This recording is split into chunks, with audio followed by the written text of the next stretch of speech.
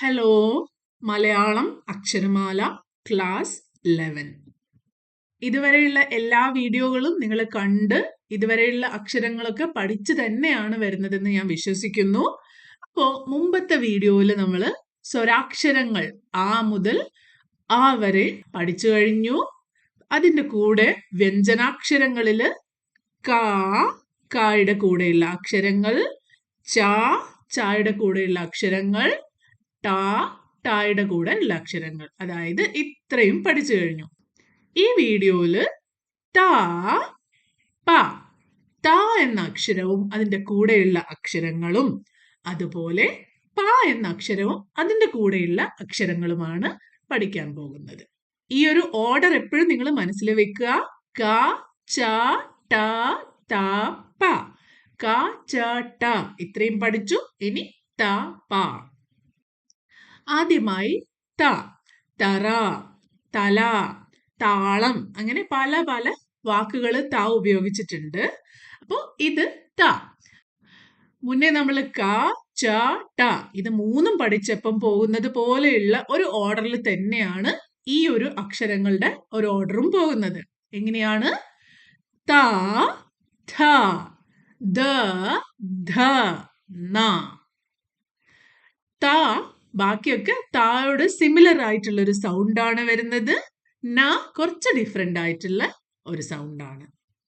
നമുക്ക് ത എങ്ങനെയാണ് എഴുതുക? ത വളരെ ഈസിയാണ്. ഇങ്ങനെ ഒരു റ എഴുതുക, എന്നിട്ട് അവിടെ നിന്ന് ഇങ്ങനെ അടുത്ത റ എഴുതുക. അപ്പൊ രണ്ട് റ ചേർന്ന് ഈ മിഡില് ഇങ്ങനെ ചേർന്നതാണ് ത. അപ്പൊ അത് നിർത്താതെ ഇങ്ങനെ സ്റ്റാർട്ട് ചെയ്ത് ഇങ്ങനെ വന്ന് ഇങ്ങനെ എഴുതണം. ത എങ്ങനെയാണ്? ഇങ്ങനെ ത. ഒന്നുകൂടി എഴുതി നോക്കാം. ഇങ്ങനെ വന്ന് ത. അടുത്ത അക്ഷരമാണ് ധ.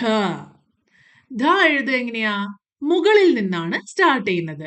ഇങ്ങനെ വന്ന് ഇങ്ങനെ സ്ട്രെയിറ്റ് ലൈൻ വന്നിട്ട് ഇങ്ങനെ. ഇതാണ് ധ. എങ്ങനെയാ? സ്ട്രെയിറ്റ് ലൈൻ താഴേക്ക് വന്ന് റൈറ്റിലേക്ക് പോയിട്ട് ഇങ്ങനെ ധ.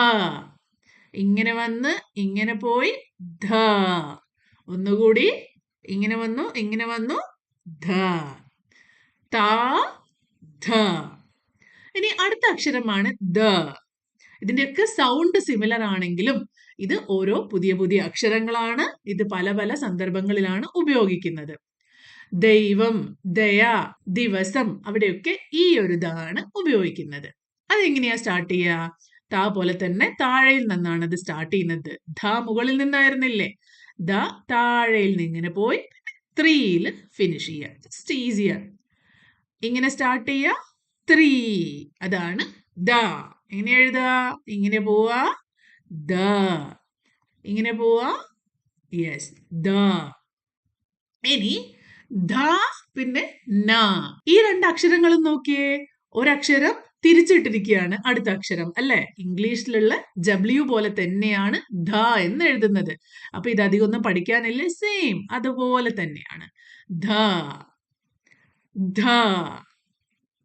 ധ ധ. ഇനി ലാസ്റ്റ് അക്ഷരമാണ് ന. ഈ W തിരിച്ചിട്ട് കഴിഞ്ഞാൽ എങ്ങനെയാ? ഇങ്ങനെയല്ലേ? അതാണ് ന ന ന ന. ഈ ന എന്ന അക്ഷരത്തിന് മുമ്പ് നമ്മൾ ട എന്ന അക്ഷരം പറയുമ്പോൾ തന്നെ 2 ടൈപ്പ് ഓഫ് പ്രൊനൗൺസിയേഷൻ ഉണ്ട്. ഒന്ന് ന ന, പിന്നൊന്ന് ന. നമ്മൾ എന്ന് പറയില്ലേ? നമ്മൾ, നമ്മുടെ, നാട് എന്നൊക്കെ പറയുമ്പോൾ ന എന്നാണ് പറയാ. എന്നാൽ ആന, ചേന, പേന എന്ന് പറയുമ്പോഴോ ഇവിടെ രണ്ടും ഒരേ അക്ഷരമാണ്. എന്നാൽ അതിന്റെ സൗണ്ട് ചെറുതായിട്ട് ഡിഫറെന്റ് ആണ്. സാധാരണയായിട്ട് ഒരു വാക്കിന്റെ ആദ്യം സ്റ്റാർട്ടിങ്ങിലാണ് ഈ ഒരു ന വരുന്നതെങ്കിൽ അതിനെ നമ്മൾ ന എന്നാണ് പറയാ. എന്നാൽ ഇടയിലോ അവസാനമോ ഒക്കെ വരുമ്പോൾ ന എന്നാണ്. ഇനി അതല്ലാത്ത കേസും ഉണ്ട്. അപ്പൊ ഇതിന് 2 ശബ്ദമുണ്ടെന്ന് നിങ്ങൾ മനസ്സിലാക്കി വെക്കണം. മുമ്പ് പറഞ്ഞതുപോലെ ഈ അക്ഷരങ്ങളും 2 പ്രാവശ്യം എഴുതി കഴിഞ്ഞാൽ, ചേർത്ത് കഴിഞ്ഞാൽ അതിനെ ഡബിൾ അക്ഷരങ്ങളായിട്ട് വായിക്കണം. ഇത് നമുക്ക് ചന്ദ്രക്കല ചേർത്ത് എഴുതി കഴിഞ്ഞാൽ എല്ലാ അക്ഷരങ്ങളും ഡബിൾ ആവും. എന്നാൽ ചില അക്ഷരങ്ങൾ എഴുതുമ്പോൾ ചെറിയൊരു മാറ്റമുണ്ട്. അപ്പൊ ഇവിടെ ശ്രദ്ധിക്കേണ്ട ഈ ഒരു അക്ഷരം, ഈ ഒരു അക്ഷരം, ഈ ഒരു അക്ഷരമാണ്. അപ്പൊ ഇതെങ്ങനെയാണ്? ഒരു താ എഴുതിയിട്ട് അവിടെ സ്റ്റോപ്പ് ചെയ്യാതെ കൂടെ ഒരു തായും കൂടി ജോയിൻ ആയിട്ട് എഴുതുക. അതാണ് താ, ഡബിൾ താ. ദായും അതുപോലെ തന്നെയാണ്. ഒരു ദാ എഴുതിയിട്ട് അവിടെ സ്റ്റോപ്പ് ചെയ്യാതെ ഒന്നും കൂടി എഴുതുക. ടാ ഒക്കെ എഴുതിയ പോലെ ഫുൾ 3 ആയിട്ട് കംപ്ലീറ്റ് ചെയ്യേണ്ട ആവശ്യമില്ല, ഒന്ന് മാത്രം മതി എക്സ്ട്രാ ആയിട്ട്. ഓക്കെ, നാ, ഒരു നാ എഴുതുക, പിന്നെ ഒരു റായും കൂടെ എക്സ്ട്രാ. താ പോലെ ഒരു ഫുൾ നാ കൂടെ എഴുതേണ്ട ആവശ്യമില്ല. ഒരു നാ എഴുതിയതിനു ശേഷം വെറും ഒരു റായും കൂടി എക്സ്ട്രാ ഇട്ട് കഴിഞ്ഞാൽ അതിനെ വായിക്കുക എങ്ങനെയാണ്? നാ. അപ്പൊ നമ്മൾ ഇതുവരെ ഏതൊക്കെ അക്ഷരങ്ങളാണ് പഠിച്ചത്? താ, ഥ, ദ, ധ, ന. ഇനി അടുത്ത അക്ഷരം താ കഴിഞ്ഞിട്ട് ഏതാണ്? ക, ച, ട, ത, പ അല്ലേ? അപ്പൊ പായും പായുടെ കൂടെയുള്ള അക്ഷരങ്ങളുമാണ്. പ, ഭ, ബ, ഭ, മ. പ, ഭ, ബ, ഭ, മ എന്ന് എങ്ങനെയാണ് എഴുതുക? ഒരു കുഞ്ഞ് റ. മുമ്പ് പറഞ്ഞതുപോലെ മലയാള അക്ഷരങ്ങൾ എഴുതുമ്പോൾ റ എന്ന അക്ഷരം എപ്പോഴും ഉപയോഗത്തിൽ വരും. അപ്പൊ കുഞ്ഞ് റ എഴുതിയതിനു ശേഷം ഒരു നീണ്ട ലൈൻ റൈറ്റ് സൈഡിലേക്ക് ഇത് മേലോട്ട് പോയി കഴിഞ്ഞാൽ പാ. ഒന്നുകൂടി എഴുതി നോക്കാലോ. കുഞ്ഞ് റ ഇങ്ങനെ പോവാ മേലോട്ട്. പാ. ഇങ്ങനെ വന്നു, ഇങ്ങനെ പോയി, പാ.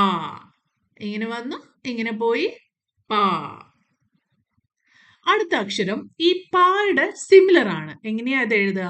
ഇങ്ങനെ വന്നിട്ട് ഇങ്ങനെ പോയി ഇവിടെ സ്റ്റോപ്പ് ചെയ്യാതെ ഇങ്ങനെ മുകളിൽ നിന്ന് ഇങ്ങനെ.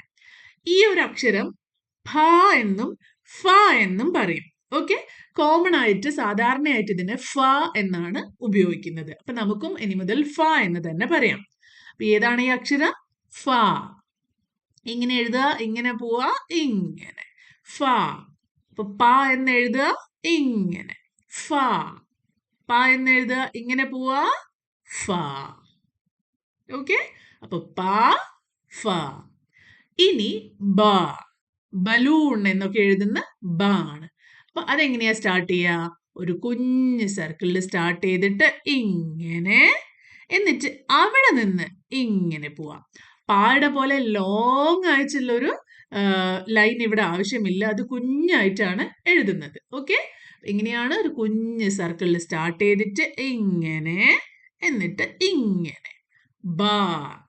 കുഞ്ഞ് സർക്കിളിൽ സ്റ്റാർട്ട് ചെയ്യുക, ഇങ്ങനെ വരിക, ഇങ്ങനെ വരിക, ബാ.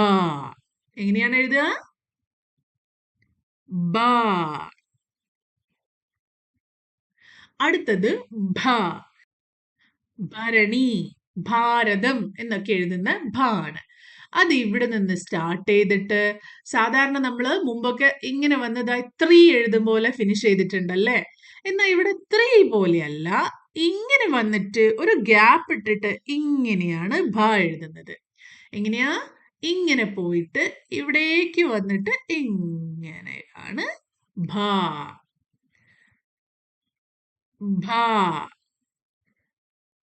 ഭ. എഴുതി നോക്കുക. ഇതിന് കൺഫ്യൂഷൻ ഒന്നും അടിക്കേണ്ട ആവശ്യമില്ല. ഈ 3 പോലെ അല്ലാതെ ഇതിന്റെ ഇടയിൽ ഇങ്ങനെ ഒരു ഷേപ്പ് വരും, ഇങ്ങനെ. ഓക്കെ, അതാണ് ഭ. ഇനി പായുടെ സിമിലർ ആയിട്ടുള്ള സൗണ്ടുള്ള അക്ഷരങ്ങൾ കഴിഞ്ഞു. അവസാനം വരുന്ന അക്ഷരമാണ് മ. മരം, മണൽ, മണ്ണ് ഒക്കെ മാനം എന്നൊക്കെ പറയില്ലേ. അപ്പൊ മ. എങ്ങനെ എഴുതുക? മ സ്റ്റാർട്ട് ചെയ്യുന്നത് ഇവിടെ വെച്ചാണ്. എന്നിട്ട് ഇത് മുകളിലേക്ക് പോയിട്ട് ഇങ്ങനെ. നമ്മളൊരു പൂവിന്റെ ഇതളൊക്കെ വരയ്ക്കില്ലേ ഇങ്ങനെ, അതുപോലെയാണ് സ്റ്റാർട്ട് ചെയ്യുന്നത്. താഴേന്ന് സ്റ്റാർട്ട് ചെയ്തിട്ട് ഇങ്ങനെ പോയിട്ട് അവിടെ നിന്ന് റൈറ്റിലേക്ക് ഒരു ലൈൻ വരയ്ക്കുക, എന്നിട്ട് അത് ഇവിടെ കംപ്ലീറ്റ് ചെയ്യുക. അപ്പൊ മായി. ഇങ്ങനെയാ? താഴെ നിന്ന് ചരിഞ്ഞിട്ട് ഇങ്ങനെ ഒരു ഇതള് പോലെ വരയ്ക്കുക, എന്നിട്ടത് സ്ട്രെയിറ്റ് ലൈൻ റൈറ്റിലേക്ക് വരയ്ക്കുക, മേലോട്ട് ജോയിൻ ചെയ്യുക. മാ. ഒന്നുകൂടി എഴുതി നോക്കാലോ. ഇങ്ങനെ പോയിട്ട് ഈ ഒരു ഇതള് വരയ്ക്കുക, റൈറ്റിലേക്ക് പോവാ, മുകളിലേക്ക്. മാ. ഒന്നുകൂടി എഴുതി നോക്കിയേ. സ്റ്റാർട്ട് ചെയ്തു, മേലോട്ട് പോയി, ചരിഞ്ഞൊരു ഇതള് വരച്ചു, റൈറ്റിലേക്ക് പോയി, മാ. ഇനി മുന്നൊക്കെ പറഞ്ഞതുപോലെ ഇതിന് ഡബിൾ അക്ഷരങ്ങൾ കണ്ടാലോ? ഇവിടെയും നമുക്ക് ഈ അക്ഷരം നോക്കിയേ, പ എന്നെഴുതി അതിന്റെ തൊട്ടടിയിൽ ഒരു പായും കൂടി എഴുതിയിരിക്കുന്നു. ഇത് കണ്ടാൽ തന്നെ അറിയാം ഇതെന്താണ്? ഡബിൾ പായാണ് അല്ലേ? പ. പക്ഷേ ബായുടെ കൂടെ ഡബിൾ ബാ ആക്കുമ്പോൾ ചുമ്മാ ഒരു ബായും കൂടി അടിയിൽ എഴുതി വെച്ചിരിക്കുകയല്ല. അതിന് പകരം ഇങ്ങനെയൊരു ഷേപ്പ് വരച്ചിരിക്കുകയാണ്. ബാ എന്ന് എഴുതിയതിന് ശേഷം ഈ ലൈൻ കണ്ടോ? ആ ലൈന് താഴേക്ക് വന്നിട്ട് ഇങ്ങനെയൊരു ഷേപ്പാണ്. ഈ ഒരു ഷേപ്പും പല അക്ഷരങ്ങൾക്കും ഡബിൾ ആക്കാൻ വേണ്ടി ഉപയോഗിക്കുന്നുണ്ട്. അപ്പൊ ഇങ്ങനെയൊരു പ്രൊജക്ഷൻ അടിയിലേക്ക് കണ്ടു കഴിഞ്ഞാൽ നിങ്ങൾക്ക് മനസ്സിലാവണം അത് ആ അക്ഷരത്തിന്റെ ഡബിൾ ആണ്. അപ്പൊ ഇവിടെ ബായിനെ ബ എന്നാക്കി മാറ്റും. അതുപോലെ മായുടെ ഡബിൾ അക്ഷരം, അത് ഒരു മാ എഴുതി അവിടെ നിർത്താതെ അവിടുന്ന് തന്നെ അടുത്ത മായും കൂടി എഴുതുന്നതാണ്. അതാണ് മ. അപ്പോ ഒരക്ഷരത്തിന് ഡബിൾ ആക്കാൻ പല രീതികളാണ് നമ്മൾ ഇവിടെ കണ്ടിരിക്കുന്നത്. എന്തൊക്കെയാണ് ആ രീതി? മെയിൻ ആയിട്ട് ഒരക്ഷരം എഴുതുക, അതിന്റെ കൂടെ ഈ ഒരു ചന്ദ്രക്കല ഇട്ടിട്ട് അതേ അക്ഷരം എഴുതുക. ഇനി ഒരക്ഷരം എഴുതി അതിന്റെ അടിയിൽ അതേ അക്ഷരം തന്നെ എഴുതുക. ഇനി അതല്ലെങ്കിൽ ഒരക്ഷരം എഴുതി അത് അവിടെ നിർത്താതെ അതിന്റെ കൂടെ തന്നെ അടുത്ത അക്ഷരം എഴുതുക. അതുപോലെ ഈ ഒരു ഷേപ്പ് അടിയിലിട്ട് കഴിഞ്ഞാലും ഡബിളാ. പക്ഷെ ഇതൊന്നും എല്ലാ അക്ഷരങ്ങൾക്കും ചേരില്ല. ഓരോ അക്ഷരത്തിനും ഓരോ രീതിയിലാണ് ഇത് ഉപയോഗിക്കുന്നത്. അതൊക്കെ നമ്മൾ ഈ വീഡിയോയിൽ പറഞ്ഞു പോകുന്നുണ്ട്. അത് നിങ്ങളും മനസ്സിലാക്കുക. ഓക്കെ, നമ്മൾ ഇതുവരെ ഏതൊക്കെ അക്ഷരങ്ങൾ പഠിച്ചു? പ, ഫ, ബ, ഭ, മ. ഈ വീഡിയോയിൽ പഠിച്ച അക്ഷരങ്ങളൊക്കെ ഇവിടെ തന്നിട്ടുണ്ട്. നിങ്ങൾക്ക് ഓർമ്മിച്ച് വായിക്കാൻ പറ്റുമോന്നൊന്ന് നോക്കിയേ. ത, ഥ, ദ, ധ, ന. പ, ഫ, ബ, ഭ, മ. ഈ വീഡിയോ ഇവിടെ വെച്ച് സ്റ്റോപ്പ് ചെയ്യാണ്. നിങ്ങൾ ഓരോരുത്തരും മുമ്പൊക്കെ പറഞ്ഞതുപോലെ തന്നെ അക്ഷരങ്ങൾ എഴുതാൻ പഠിക്കുക, അത് കണ്ടുപിടിക്കാൻ ശ്രമിക്കുക, കൂട്ടി വായിക്കാനും മെല്ലെ മെല്ലെ ശ്രമിക്കുക. സ്ലോ ആൻഡ് സ്റ്റഡി ആയിട്ട് പോയാൽ മതി. മലയാളം നമുക്ക് ഈസി ആയിട്ട് പഠിച്ചെടുക്കാം. അപ്പൊ അടുത്ത വീഡിയോയിൽ കാണുന്നവരെ ബൈ.